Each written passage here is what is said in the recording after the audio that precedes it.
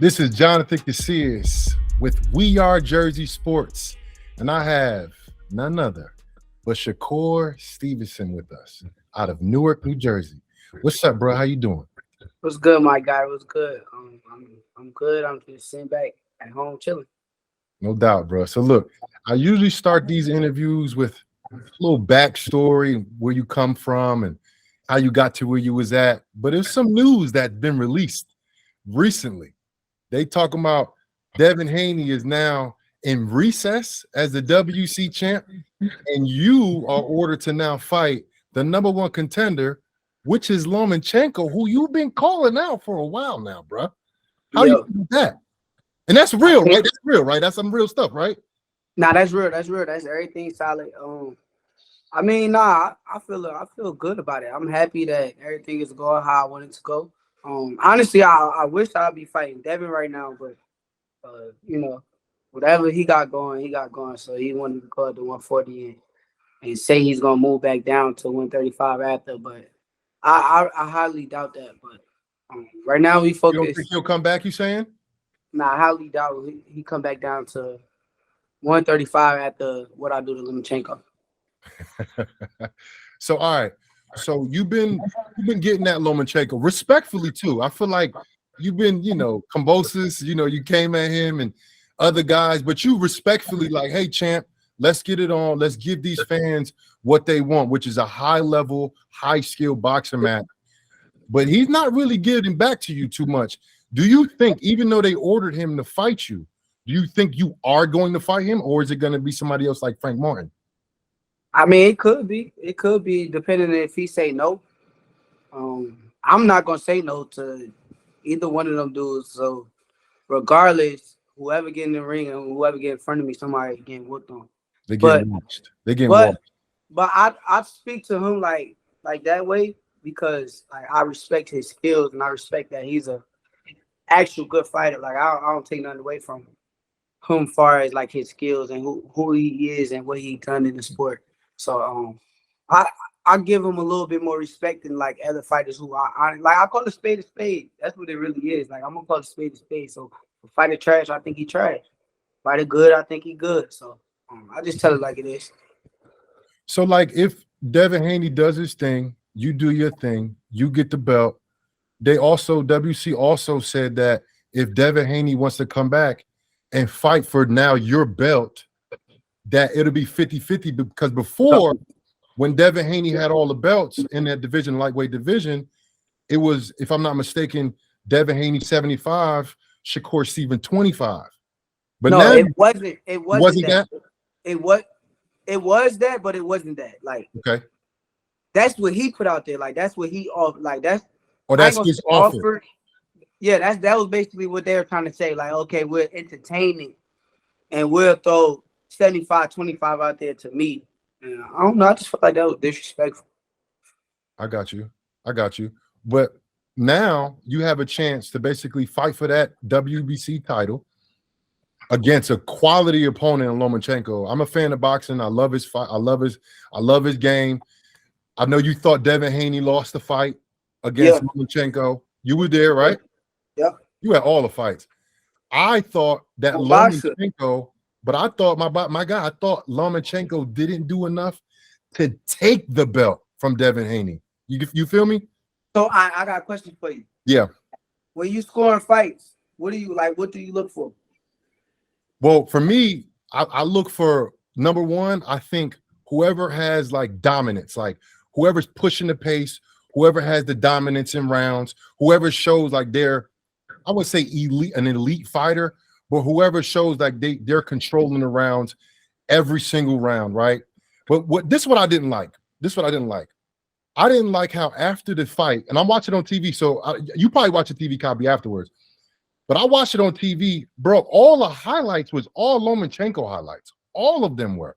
And all the announcers were talking about Lomachenko. It's like people don't like Devin Haney. I know you probably don't like Devin Haney, but you're a fighter. That's different. That's a different story. I disagree with you though. Like I Okay. disagree with everything you're saying right now. I Okay. think it's the other way around. Honestly, I don't know about the highlights. I ain't really paying. I was at the Yeah. fight. I went back, rewatched it over and over. when I score fights, I look for like clean, effective punches. Right. So I'm looking to see like who's landing the clean, effective shots in the fight. And like with Devin, I feel like Devin was landing sharp, nice body shots Body shots, right. underneath. But a lot of the telling blows, like in the fight, then that's why I really scored a lot of like some of the rounds for Lomachenko is because Devin head was like Head getting pop knocked on back. the jabs. Yeah, 100%. Yeah, not just the jabs, the left hand. It was times where Lomachenko was like knocking his head back where I felt as though that was enough to win the fight, or at least a draw. Like I'll be, it'd have been more satisfied. I'd be more satisfied with a draw. With a draw. Yeah. But really, I scored it for Lomachenko. I remember you saying that. You swear it for Lomachenko. For me, But I thought it was a draw. Like I'm looking like because Haney, I feel like came back in the 12th round. I feel like he kind of slowed that momentum down. That Lomachenko had all the momentum in that 9th, 10th, and 11th round. Was it just 10th and 11th? He had the momentum, and it looked like he was about to wash him. And then Haney came up. I feel like he finished in the championship way, how you supposed to. And I think he didn't look like that the last couple rounds. What do you think? I mean, maybe. I mean, if you want to say the 12th round, what I do agree with, Lomachenko let off the gas in the 12th round. I agree with that. Right. But like, far as scoring the fight, I don't know.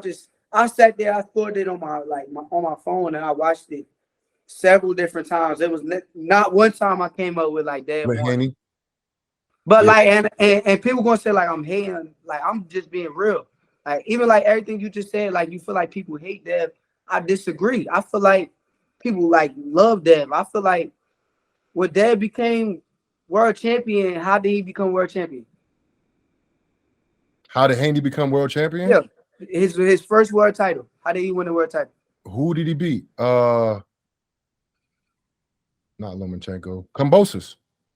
No. Who did he beat? No. They gave him a belt. Because he petitioned for it. Yeah, right. I never heard of stuff like that. That's what I'm saying. Like, do you think because he petitioned for that belt, that's why they kind of put him in recess now? You think that was kind of like a little kind of they owed him a little bit?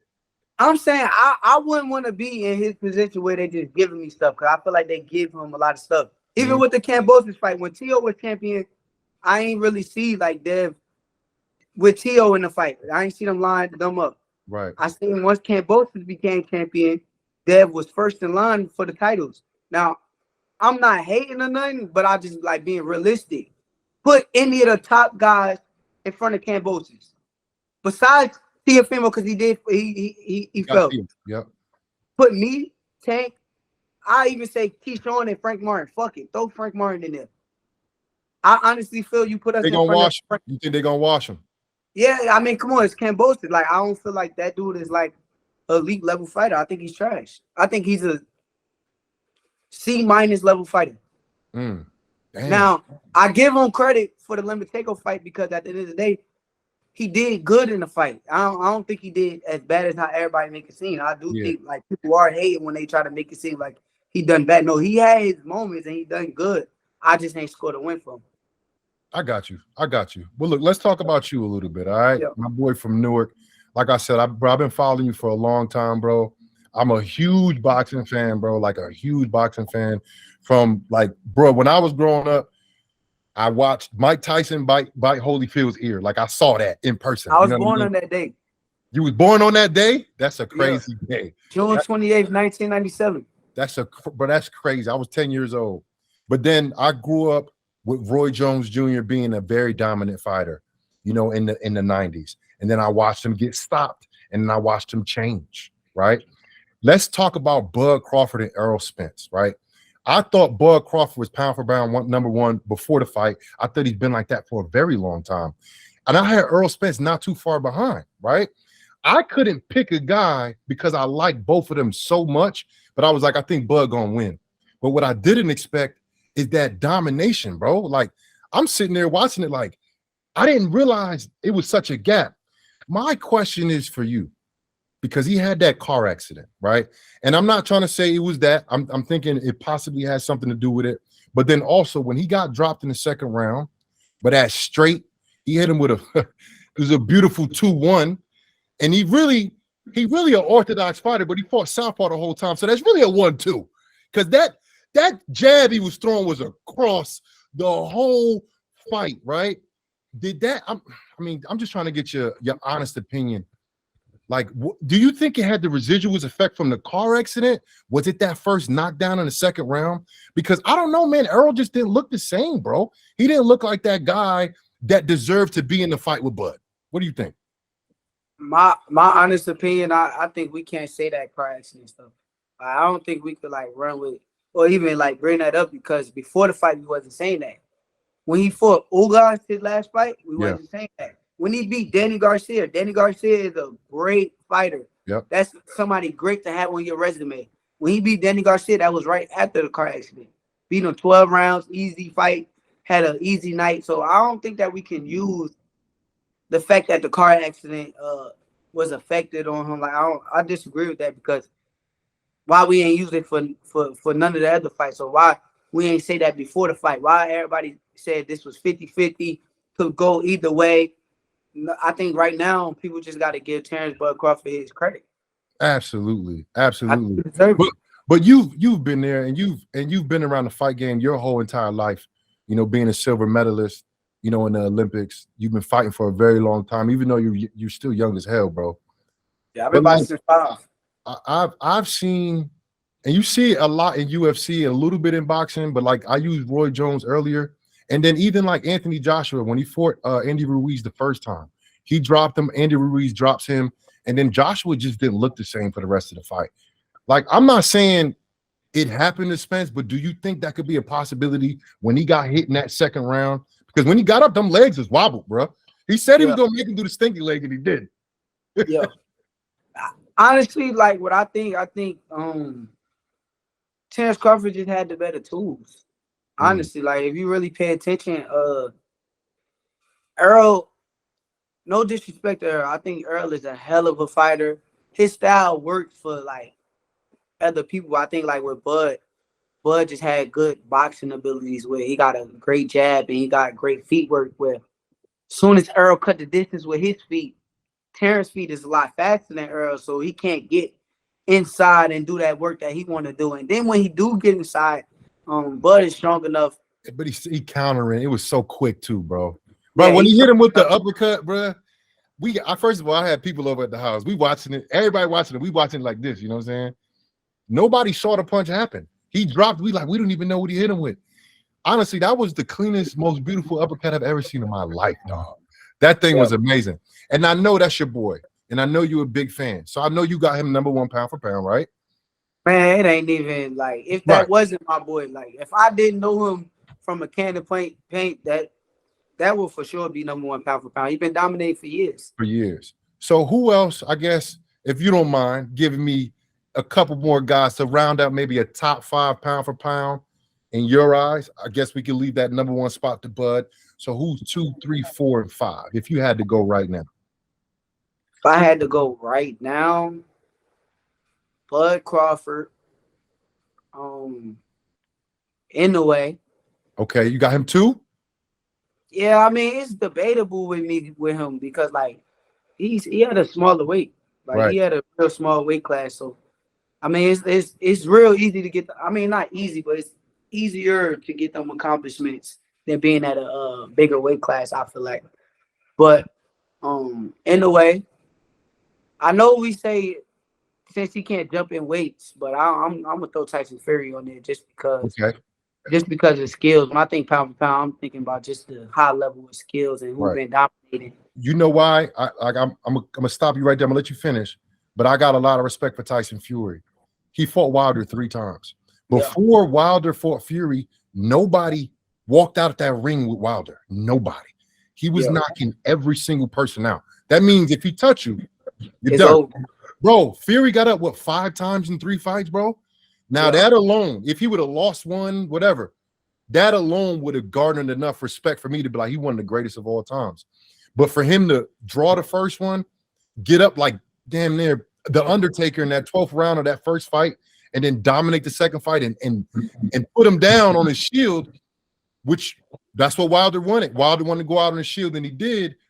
I don't know how people are ranking 3, 4, 6, 7 guys in front of Tyson Fury Yeah. when he fought the boogeyman of the heavyweight division, and then put him down, in the dirt. So that's my respect to Tyson Fury. So go ahead, bro. Go ahead, do your list. I'm rocking with Tyson Fury 3. I think I'm gonna go with Canelo for 4. Over Bivol? Yeah. Just because of the fact that I know that wasn't Canelo natural weight. So he's like jumping in weight classes. Like Canelo is daring to be great, bro. He's fighting whoever trying to make legacy. The biggest He's and best fighting legacy fights, right? Yeah, he's fighting in top fights where he's jumping up in weight. Okay, he lost, cool, but that comes with the territory of being great. I don't think taking the L just take you off the being the best fighter list. I disagree with that logic. But 5, I'm gonna go with Earl Spence. Okay. I'm not getting rid of Earl Spence just because he lost to the number 1 guy in the world. Yeah, he lost to the best fighter in the world. That's it.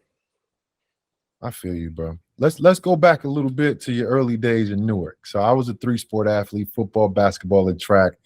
Honestly, right now, I do boxing more than anything because it's easier on my knees and my back, bro. I had a whole bunch of surgeries, and I love, getting that aggression out, bro. I'm a violent guy. I grew up in I played basketball, but once I started playing football, I had somewhere to outlet my violence. You know what I mean? Like I had it in my head, in my brain, and in my soul, and I was able to get it out. Yeah. When you were younger, I know you were boxing since you were 5. Did you do any other sports? Did you do football, do basketball, do anything else? I play football and basketball. Okay. You got to play basketball from Jersey. Got to play basketball from Jersey. For sure. Nice. So when was it that you said, I'm about to be a boxer? I'm going to go to the Olympics. When did that happen? When did that training Actually, when I played football, I played in Pop Warner in Newark. Okay. And my team, we went 11-0 or 12-0, one of them. And we lost in the championship. We lost in the championship game. But we lost because of me. Like, I played safety.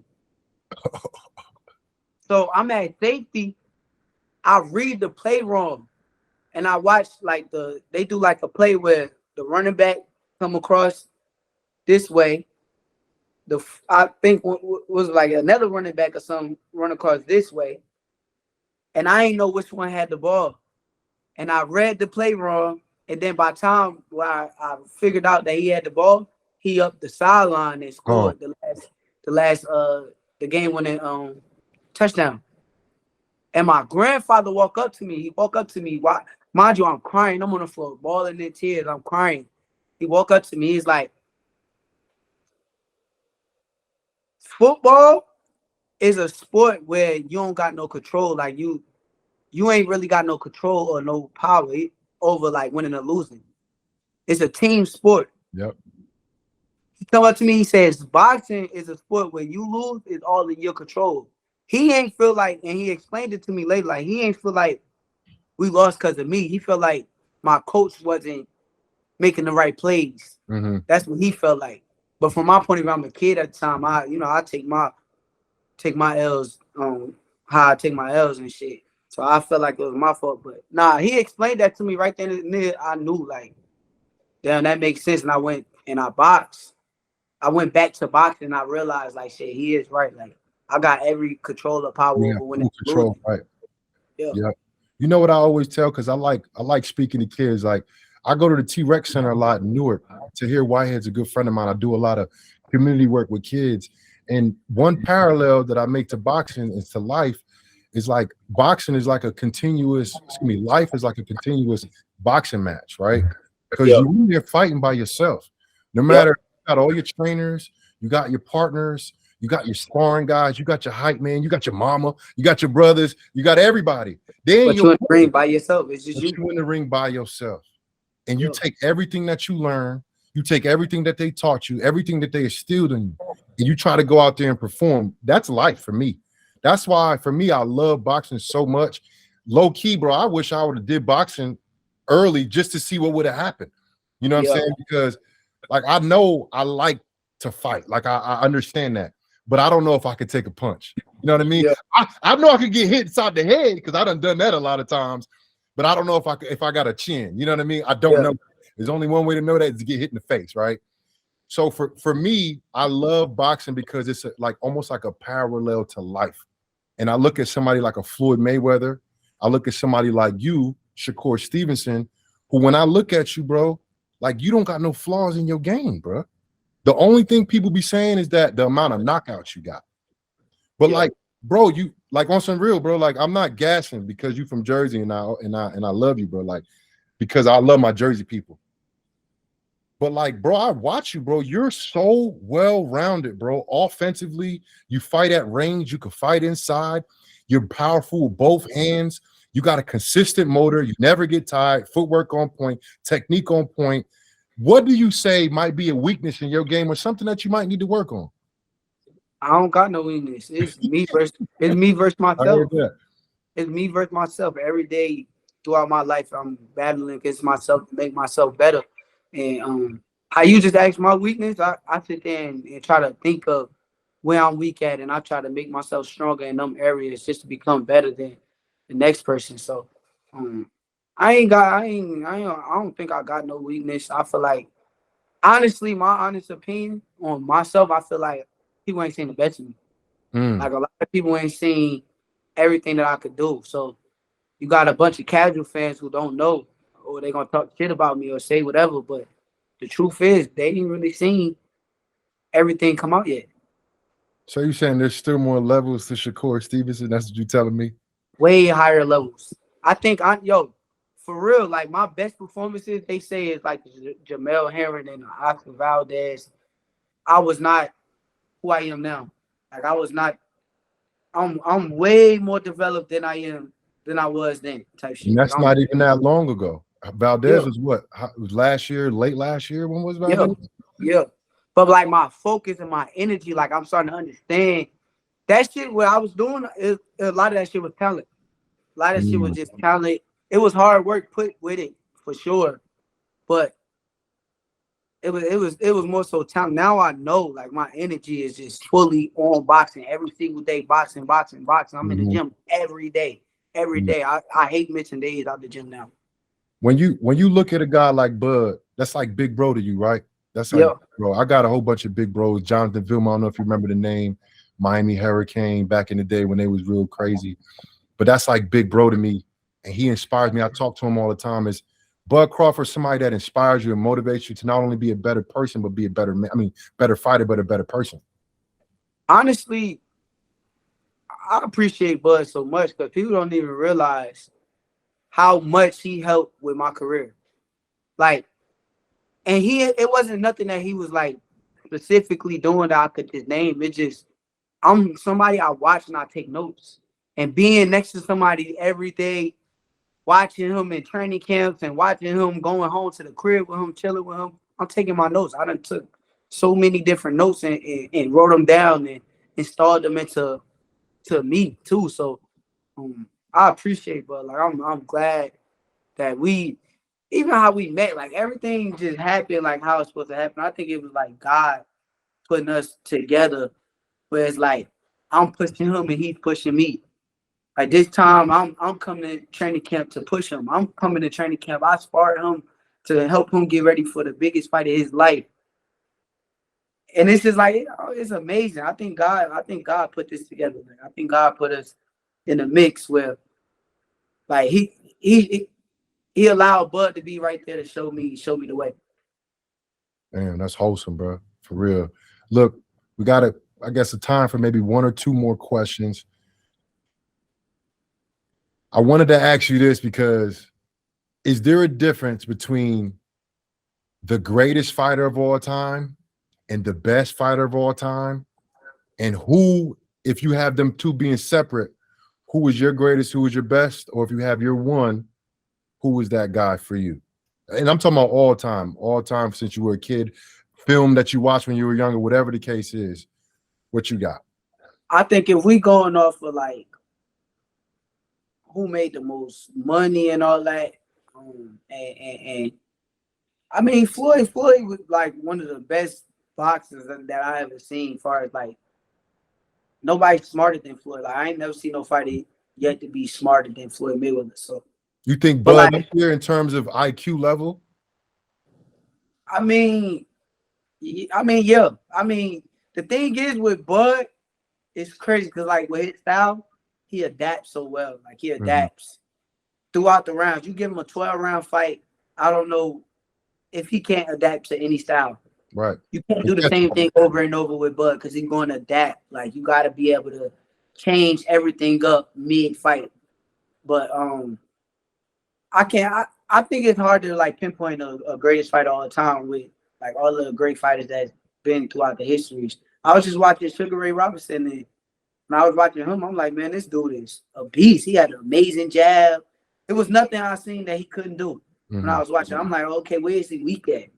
I couldn't find no weakness on Sugar Ray Robinson. So I watched some Ali. Like it's hard to pinpoint who's the greatest like of all time because of it's just too hard. There's too many fighters. There's too many great fighters that come throughout life. Like after Bud done, here comes me. After I'm done, here comes somebody Yeah. else. And Yeah. like it's history gonna keep repeating itself. All right, I'm gonna let you slide with that answer, bro. That was a cop out, but I'm gonna let you slide with that, my guy. But when you was growing up, like I told you, mine was Roy Jones. I love Tyson, but Tyson was when I was a little kid, Roy Jones, and then it was Floyd for like forever, for like the last like 15 years. I guess who is guys that you watch besides Floyd, of course? Who else did you watch? The main guy I watched like coming up was Andre Ward. Ooh, I watched Andre Ward when I was amateur, literally every single day. Like that was my idol. Like nice. at that time, that was like my favorite boxer to watch. I couldn't watch nobody else. So as I turned pro, I started watching different people. I started watching Yeah, more. but Ward was your Pernell guy growing Whitaker, up. Pernell Whitaker. I watched Bud, Floyd, like all the top good fighters. All right, man. So look, I'll leave you with one more thing. You got is Lomachenko, is that written in stone? Is that written in yet? Or you gotta wait for him to confirm? I gotta wait for him to confirm. But on my part, I'm ready to go.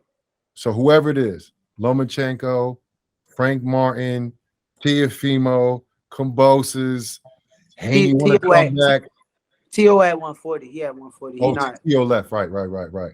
Yeah, but any of them guys, anybody can get it. Well, no doubt, bro. I'm gonna be tuning in like I always do, bro.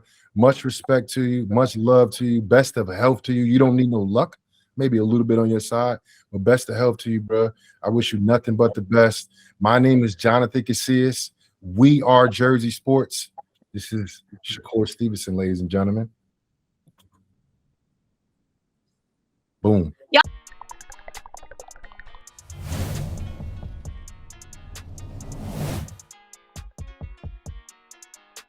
We are Jersey. We are Jersey.